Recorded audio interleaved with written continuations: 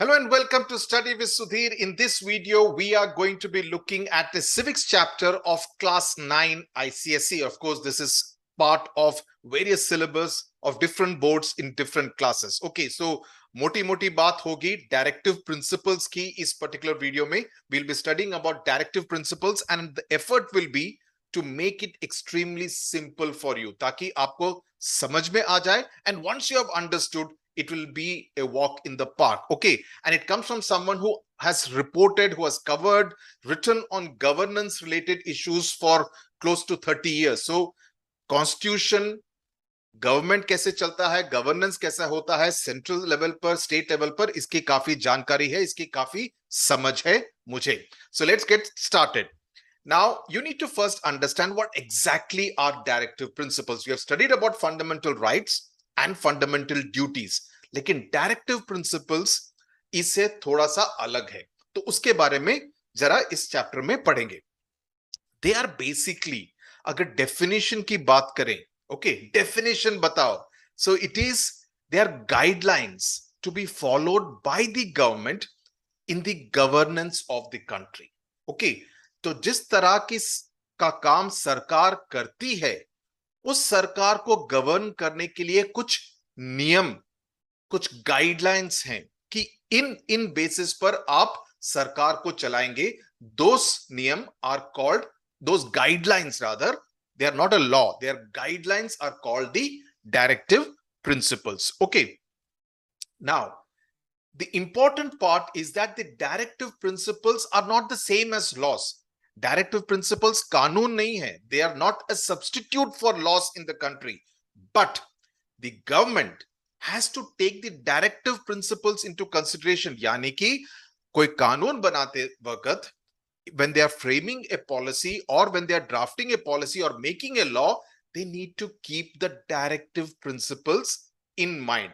यानी कि directive principles है, it's like saying something like this, you know, कि हमको अच्छा काम करना है, that is the basic framework. तो आप जो भी काम करेंगे वो उस बेसिक टेनेट के अंदर रहेगा, उसके you know, it will not be opposite और it will not be going contrary to that basic dharma that I should be a good person. Similarly, for the governments also, there is this directive principle that you will do everything which will not be against the interest of, let's say, the most poor person in the country, right? So you will not make any law. आप ऐसा कोई भी कानून नहीं बनाएंगे जो कि, या कोई भी पॉलिसी ऐसी ड्राफ्ट नहीं करेंगे जो कि गरीब आदमी या गरीब औरत के हित के खिलाफ हो. Okay, understood?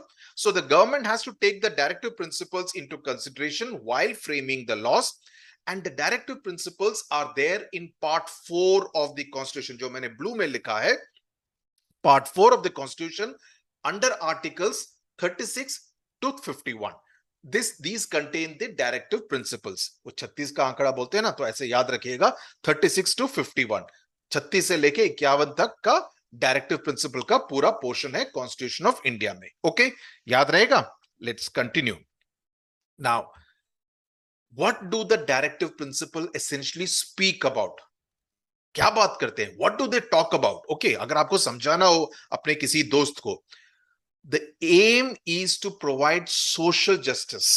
सोशल जस्टिस का मतलब क्या हुआ कि गरीब से गरीब आदमी या औरत को भी पूरी तरह से सामाजिक न्याय, जिसको कहते हैं हिंदी में सामाजिक न्याय, यानी कि उसके खिलाफ किसी तरह का भेदभाव नहीं होगा. There will be no discrimination done against even the most poor in the country. It contains noble ideas, यानी कि जैसे मैंने कहा कि हम अच्छी सरकार चलाएंगे, जैसे सभी राजनीतिक दल बोलते हैं, all political parties speak about that we will provide a good सरकार, है ना. कोई ये तो नहीं बोलता कि मैं पूरा भ्रष्टाचार करूंगा, मैं काफी मर्डर्स के रेट को इंक्रीज करूंगा, मैं चोरी चकारी को इंक्रीज करूंगा. होता यही है, फाइनली करप्शन, लूटपाट सब होता है, लेकिन कोई ऐसा बात नहीं करता है. So these are the basic tenets. Okay, and they prevent concentration of wealth in few hands. ये ऐसा ना हो कि सिर्फ कुछ लोग ही अमीर बन जाएं, बाकी देश गरीब का गरीब रहे, लेकिन कुछ 10, 15, 50 लोग काफी अमीर हो जाएं. ऐसा नहीं होना चाहिए. सरकार का रवैया ऐसा होना चाहिए that it should benefit the most poor person in the country as well. See, I'm constantly translating from English to Hindi and Hindi to English. So people who do not understand Hindi, don't say that, oh, you are speaking only in Hindi. No, I'm not. I'm translating every sentence in both English and Hindi. Similarly, those who will say, "Arey Hindi mein baat karo, English kyun jha raha hai?" The great comments that I get from very polite people, students in this country, please don't make such comments. They are not appreciated. Okay, मैं दोनों भाषाओं में बोलता हूं, चाहिए तो मैं तमिल, तेलुगु, मलयालम में भी बोल सकता हूं. Okay, now let's move forward. Now, directive principles are taken from 5 sources. 5 different jagah se. They have been taken from 5 different places. Which are the places now? The Irish Constitution. Irish matlab the Constitution of the Republic of Ireland. Why Ireland? Because the interesting fact is that only the Constitution of India and the Constitution of the Republic of Ireland have directive principles in their constitution. तो उन्होंने लिखा, हमने भी वहां से inspiration ली. Okay. दूसरा France से. Now France में the declaration of rights of man and the citizens of revolutionary France. Okay, यहां से भी इंस्पिरेशन ली है, वहां से भी that source also has been, you have taken from that source also. The ideas of Mahatma Gandhi, the Gandhian principles that, everything should be for the poorest in the country. The Charter of Human Rights of the United Nations and the Universal Declaration of Human Rights by United Nations. So this can be a question as to from where the directive principles were taken. Please mention all 5 of them in your answer. Okay, you can write it in point form. Now, the next point, and this one is important, the difference between directive principles and fundamental rights. और ये मैंने आपकी book Morning Star Total Geography से निकाला है. Directive principles on the left hand side, fundamental rights on the right hand side. ये भी एक important question हो सकता है. तो आप इसको tabular form में, please remember it in tabular form only. One, the first difference is this is in part 4 of the Constitution. Fundamental rights are in part 3 of the Constitution. The second one is important. These are not justiciable or enforceable by any court of law. Fundamental rights ka, if there is a violation, if there is a violation of any of your fundamental rights, you can go to any court in the country saying that my fundamental rights have been violated by this government, state government or the central government, right? But in the case of the directive principle, you cannot go to either the High Court or the Supreme Court seeking any kind of redressal. आप नहीं बोल सकते हैं कि मेरे directive principle का उल्लंघन हो रहा है. No. Supreme Court will say, Tata, bye bye, बाहर चलो. Okay, that will not be accepted. But fundamental rights का हो सकता है. You can go to High Court or Supreme Court. Original jurisdiction में आप class 10 में इसी बात को और detail में पढ़ेंगे. Okay. Third point. They are meant, directive principles are meant for the government to create certain privileges for the citizens.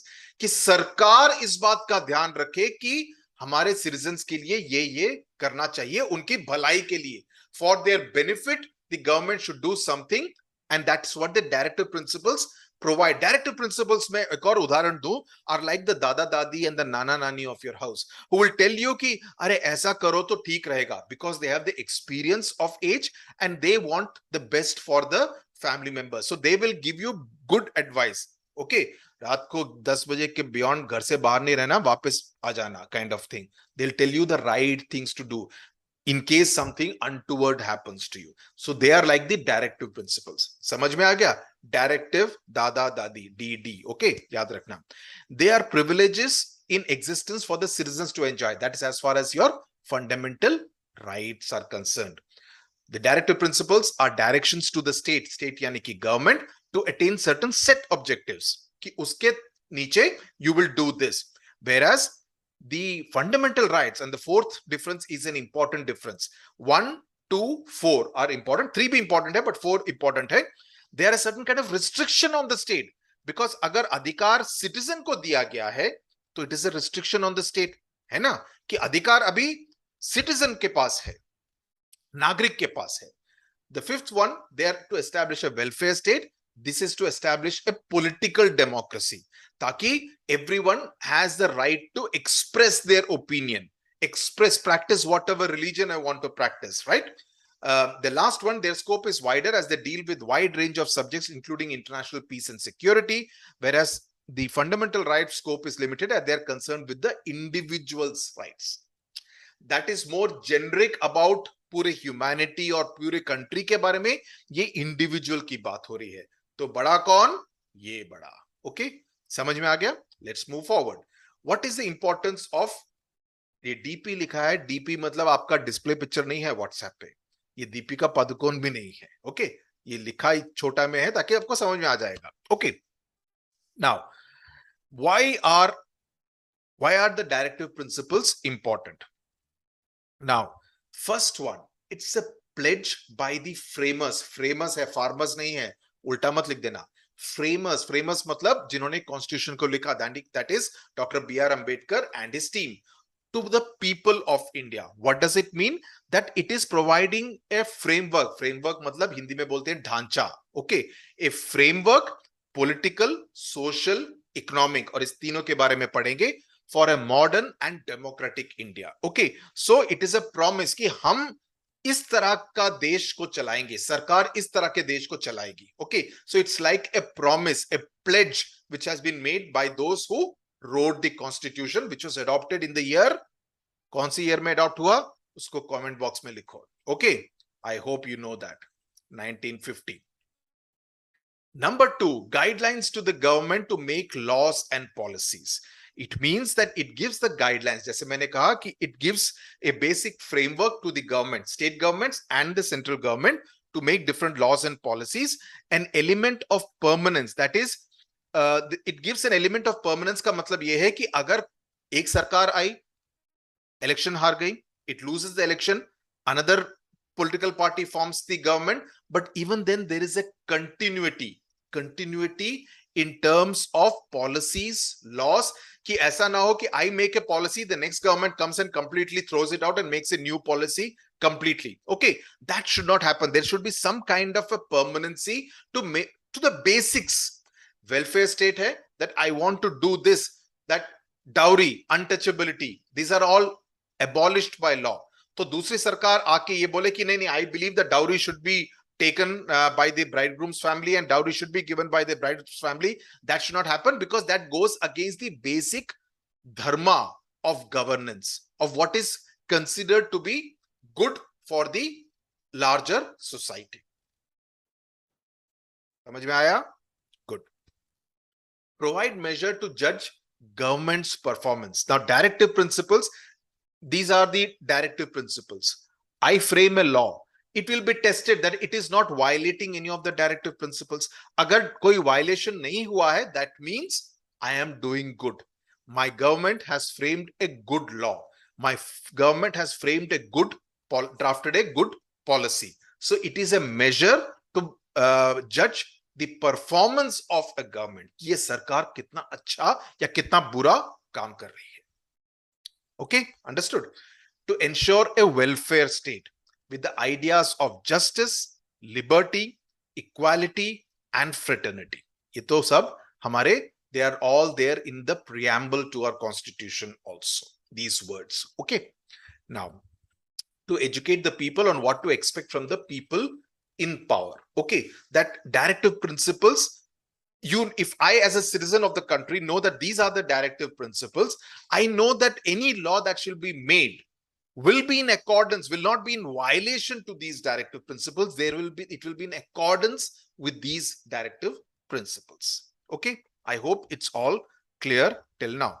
Now, एक interesting बात आती है. Can there be a clash between directive principles and fundamental rights? कि कोई ऐसा कानून बने जो कि it takes away some of my fundamental rights, but it is in accordance with the directive principles. अगर ऐसा होता है, if so, what prevails? Which will be seen as more heavy. I've already indicated it in a couple of slides earlier.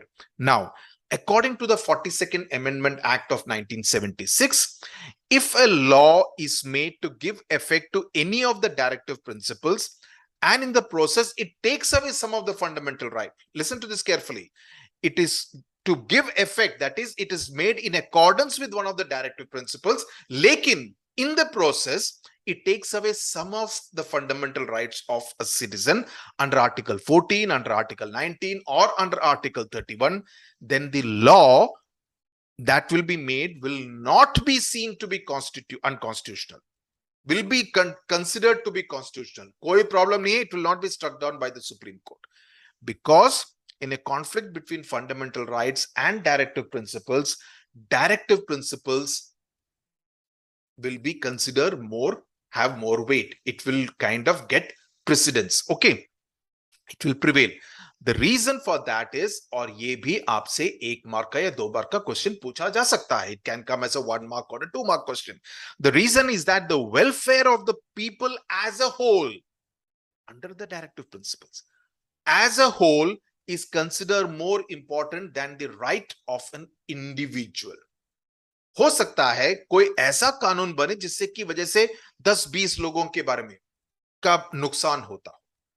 Let's take for example, I'll go back in time to almost 50 years ago, right? When the banks were nationalized, or when जब ये princely states का इंदिरा गांधी के time पे उनसे privy purse, यानी कि उनको जो सरकार देती थी पैसा, वो बंद कर दिया. Privy purses were abolished in the late 1960s.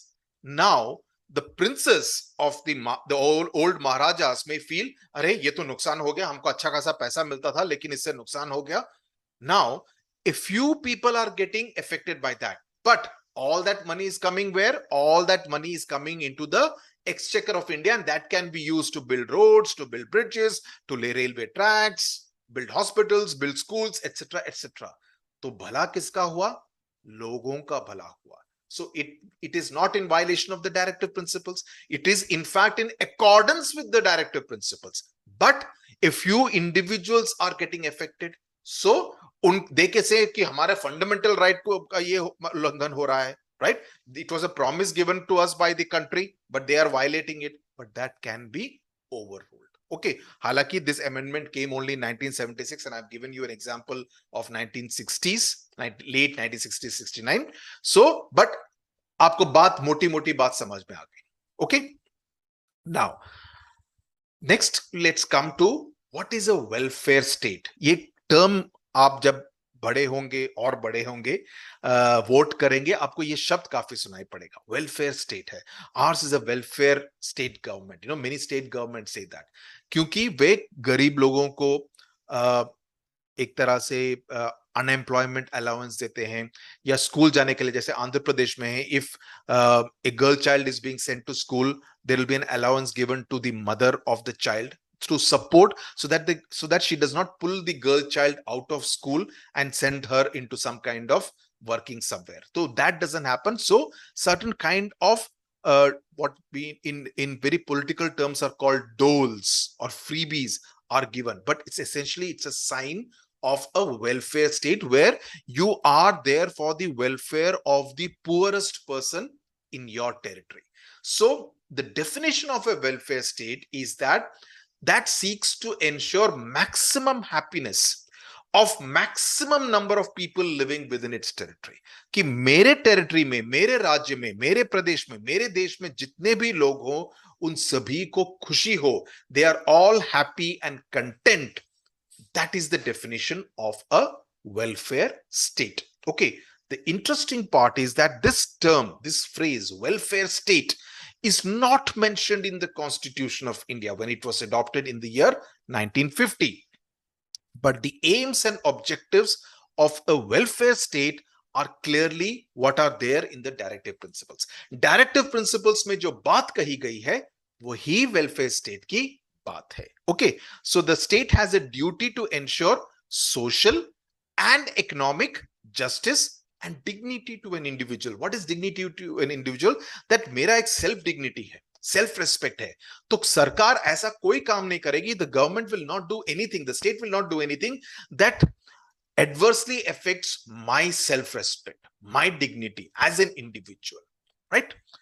Now, what have governments done to promote social equality and justice? Okay, ये थोड़े important बातें हैं. सबसे पहली बात, right to education act. This is extremely important. It is mandatory for every child in the age group of 6 to 14 to be provided with free education in all government and government aided schools And there is 25% reservation to children from the economically weaker sections. EWS बोलते हैं उनको. Okay, तो वहां पर भी आप कई सारे privileged schools में भी you will find certain number of students who come from the EWS category, so that they also get to mingle and get quality education. Otherwise, 6 to 14 May at every government and government aided schools, you will be provided with free education. Very important. Scholarships and reservations to the socially and economically weaker sections.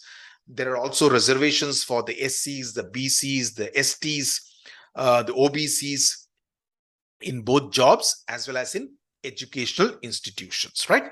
Then there is also the fact that untouchability was made punishable under Indian law. That is, if I am practicing untouchability, I will be committing a crime. Okay, so this is to kind of reduce the thing, the whole thing of, upper caste, lower caste, aisa kuch nahi hona chahiye. We're all created equally by God.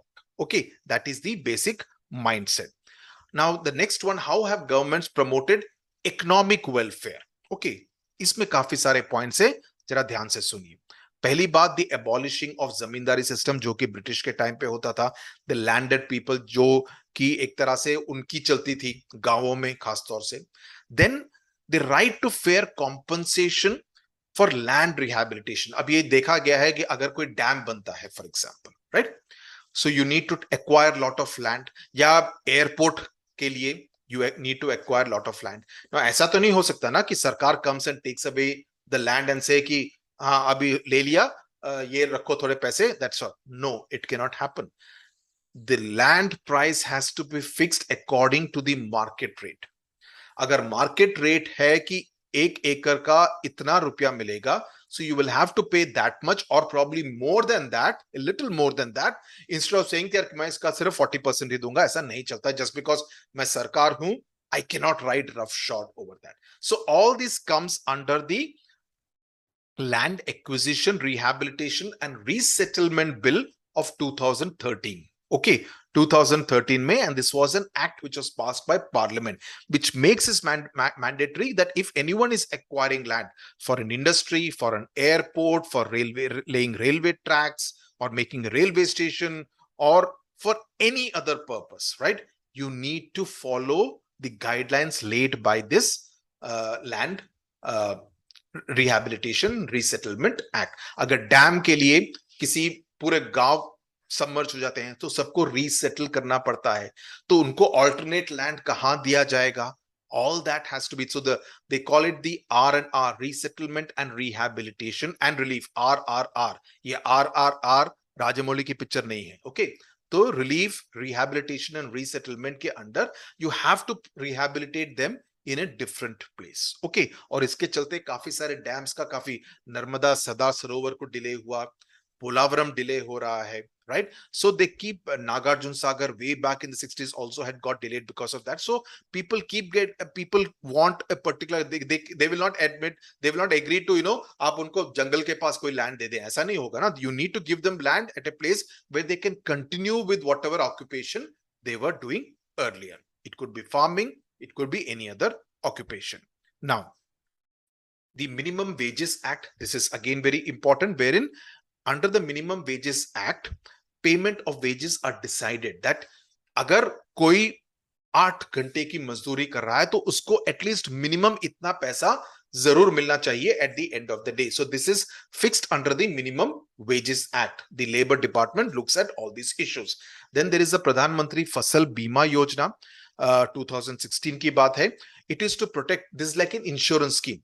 Not like an insurance scheme, it is an insurance scheme wherein you protect farmers from calamities. Floods aa gaye, tsunami aa gaya, heavy rain happens, unseasonal rains happen, jiske wajah se puri fasal barbad hogi, the crops are destroyed. So in order to protect, so that they can claim insurance, my entire wheat crop got destroyed because of unseasonal rains, rain ko is samay nahi aana tha, but it came, it was to happen in February, but it happened in December and my entire crop got destroyed. So you can claim insurance, but insurance ke liye, just like we have a life insurance for ourselves, farmers pay a premium of 2%, for kharif crops, 1.5% for rabi crops. Agar koi commercial crop hai like cotton, etc., then you pay 5%, and the rest of it is paid by the central and the specific state government. Punjab ka farmer hai to Punjab government pay karegi, Tamil Nadu ka farmer hai to Tamil Nadu government pay karegi. Okay, then we come to the Jan Dhan योजना. ये जो नीचे आप देख रहे हैं, प्रधानमंत्री जन धन योजना, ये नरेंद्र मोदी जब प्रधानमंत्री बने, it was one of his ideas that every person should have a bank account. It is to encourage financial independence, ताकि मेरे बैंक अकाउंट में कुछ पैसा, because generally क्या पाया जाता है that if in rural areas people have a tendency to spend if there is cash in your hand, right, for various things, either on marriages or on drinking, gambling, whatever, be the thing, they end up spending it. So the idea is to encourage saving in the bank. So till early 2022, there were as many as 30 crore Jan Dhan bank accounts which were opened, right? It is to bring them into the financial mainstream so that wo kisi sahukar, money lender, they are not at the mercy of any money lenders. It also has an accident insurance cover, a life insurance cover of 30,000 rupees. So all that is kind of included in this bank account. Okay. Then you have the Rural Employment Guarantee Scheme. It is called the Mahatma Gandhi National Rural Employment Guarantee Scheme of 2005. This was when the UPA government was in power. It provides 100 days of guaranteed wage employment to rural households. ये नरेगा का नाम सुना होगा, Mahatma Gandhi Narega, right? Rural Employment Guarantee Scheme. It's the same thing. Under which you road digging hai. Okay. There is from say district headquarters to a particular village, a 5-kilometer road has to be laid. The whole process may take about 2 months to be laid. So 2 months ka kaam the people of that particular village will get, and they will be provided wages under the Wages Act. That a particular amount of money has to be compulsorily given to those who are working on that project under Mahatma Gandhi Rural Employment Guarantee Scheme. Okay, so ye to ho gaya. Then there is something called the Food Security Bill. These are all to provide economic justice. ताकि सबके पास पैसा जब होगा, so there will be dignity and self-respect. You are not going begging. You are not dying of starvation. On National Food Security Bill की जो बात की, this was because there were many parts of the country, Jharkhand में हो गया, Andhra Pradesh में हो गया, where there were starvation deaths which were reported. Odisha में हुआ, there were starvation deaths which were reported because of people not having food to eat. Can you imagine? We living in urban areas can probably not even imagine a situation like that.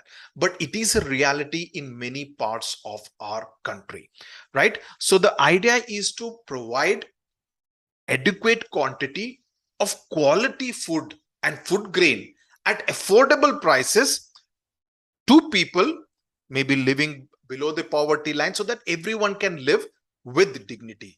किसके सामने हाथ फैलाने की जरूरत ना पड़े. You don't have to beg anyone for food.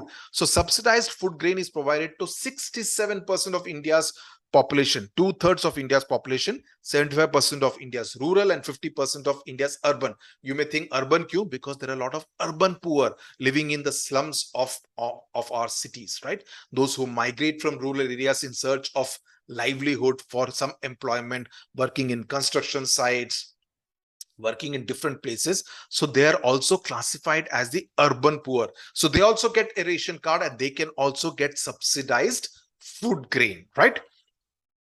So they are entitled to subsidized rice and wheat and pulses, grains. Then the pregnant women, lactating mothers, that is जिनके बच्चा अभी हुआ है, they also get maternity benefits. और इन सब के लिए anganwadi centers are made. This will not be there in your book.